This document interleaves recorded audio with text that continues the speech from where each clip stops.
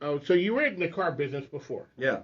Talk about the dream of making this happen and getting to the point where you're able to open the doors. Yeah. It's happened relatively quickly. So I've been in this business for about 25 years now. I worked on the traditional side of automotive retail, was the general manager of a Nissan franchise, did all that. I spent 8 years at car lots, really kind of rethinking what the car buying experience should be and how we help people. And then, I stepped away from it all and was deciding, like, what do I want to do next? And I had some ideas I was chasing down. And I went to a conference. I actually just went to the conference again last week.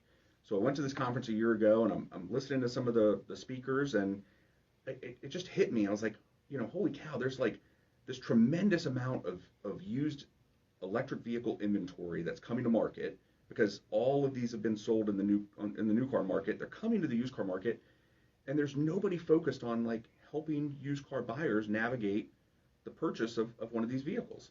And once I got that in my mind, like I could not get rid of it. Like I said, this is the problem that needs to be solved. I wasn't an EV enthusiast. I wasn't just bent on trying to make, EVs part of the future. But once I saw that opportunity, I thought about my experience, both as, in automotive retail and then as a consignor. I was like, this is where I can go and help people today. And so I left that. It was in Philly. I left Philly, sped home to Richmond, and started putting pen to paper and figured out how to get this done. And a year later, doors are open, and we're buying and selling and consigning cars. All right, so John is here with us. Recharge. So you've gone the whole gamut. So you're in the traditional side, the side that everyone knows. Right. You go buy the car. The salesman's there. Let me go talk to my boss to see if I can match the deal or make it better. All of that. Right. Then you go to something that a lot of people don't understand, which is the consignment side. Sure. But car lots in the ecosystem had a cool culture that people thought was pretty cool.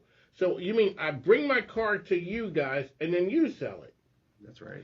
So let's talk about the culture going from the traditional side to the consignment side, and how much did you have to educate people there? Yeah.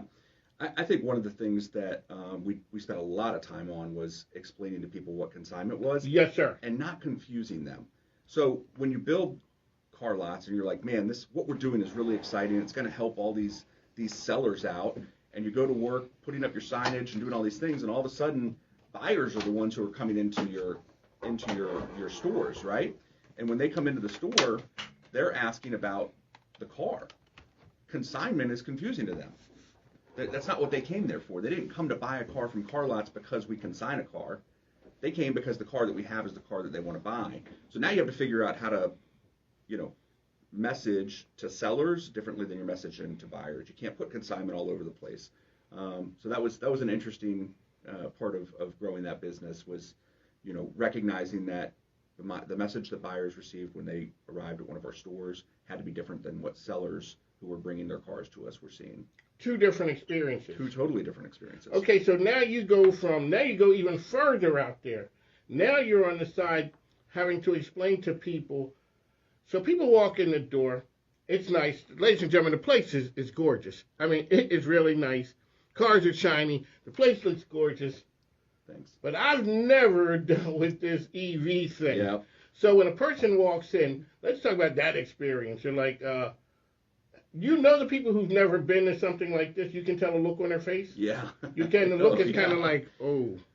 Well, it's great because we're talking to people who there are a lot of statistics that say as people are entering their next buy-in cycle, they are going to consider an EV. Doesn't mean they're going to buy one, but they're going to consider it.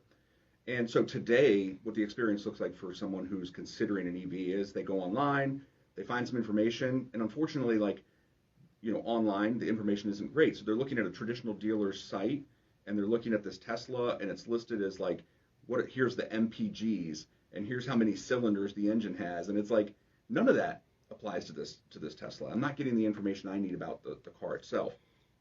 And so, that's where it starts.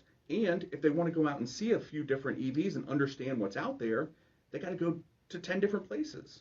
And then they got to get information on charging from somewhere else. And so they come into Recharged, and it is very refreshing for the person who's considering it to go to this place where they can drive several different makes and models.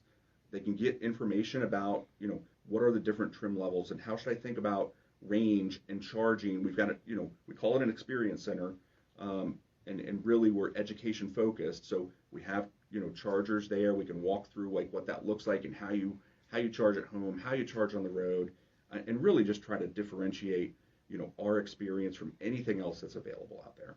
I want to make my John is here. How can you find information out about Recharge? Recharged.com. All right, so when you were out there, you hung the shingle out, you had the grand opening. When did you guys know you had something? It didn't take long. I mean, we as part of getting licensed, you've got to go through some requirements. So we got some banners up just as temporary signage. And we were swinging hammers inside and painting and doing all this stuff ourselves.